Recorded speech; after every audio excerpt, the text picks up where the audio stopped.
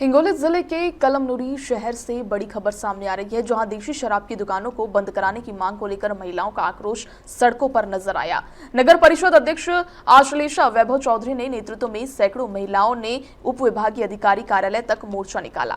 कलमनुरी शहर में संचालित देशी शराब की दुकानों को लेकर महिलाओं का कहना है कि यहां आए दिन शराबी राह चलती महिलाओं और नागरिकों के साथ बदसलूकी करते हैं, जिससे आम लोगों को आवाजाही में भारी परेशानी का सामना करना पड़ता है। महिलाओं का आरोप है कि शहर में खुलेआम शराब मिलने के कारण युवा पीढ़ी इसकी लत का शिकार हो रही है और युवाओं का भविष्य अंधकार की ओर जा रहा है। इसी को देखते हुए नगर परिषद अध्यक्ष आश्लेषा वैभव चौधरी समेत सैकड़ों महिलाओं ने उप विभागीय अधिकारी कार्यालय पहुंचकर प्रशासन को ज्ञापन सौंपा। प्रदर्शनकारियों ने चेतावनी दी कि यदि शहर की देशी शराब की दुकानें बंद नहीं की गई तो आंदोलन को और तेज किया जाएगा। इस दौरान महिलाओं के साथ शिवसेना के आर पाटिल समेत कई शिव सैनिक भी मौजूद रहे। आम्ही निराधार असून आधारित आहे। आमची पहिली पिढी सुद्धा दारूच्या यानेच आमचे सर्व माणसं गेलेली आहेत आणि आता आमची मुलं सुद्धा दारू पितात। आम्ही बायकांनी काय करावं काय नाही आम्हाला काही सुचत नाही। तर तुम्ही दारू बंद केलीच पाहिजे। दारू बंद नाही केली तर आमच्यावर खूप वाईट वेळ आलेली।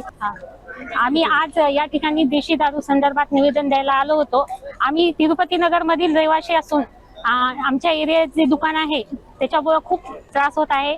शाळा जवळ असल्यामुळे सर्व गृहिणींना मुलींना शाळेत जाण्यासाठी अडचण येत आहे आणि त्याच्या समोरच रहदारीचा रस्ता असल्यामुळे तिथं पण ऍक्सिडेंटचं प्रमाण आम्ही जे निवेदन दिलेलं आहे आज हे दारू बंद करण्याच्या याच्यामध्ये दिलेलं आहे। दारू बंद व्हावी।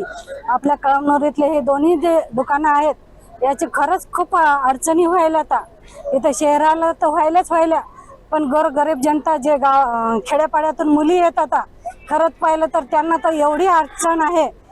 अपडाऊन करणाऱ्या बऱ्याचशा मुली असतात त्यांना एवढी अडचण जात आहे की बऱ्याच मुली ऑटोनी जातात, त्यांना इतका त्रास होतो। आणि आपले दुकानं जे आहेत या ठिकाणी कळमनुरी उपविभागीय अधिकारी श्री प्रतीक्षा मॅडम यांना आम्ही कळमनुरी शहरातील दोन्ही देशी दारू दुकान बंद करा असे निवेदन दिलेले आहे।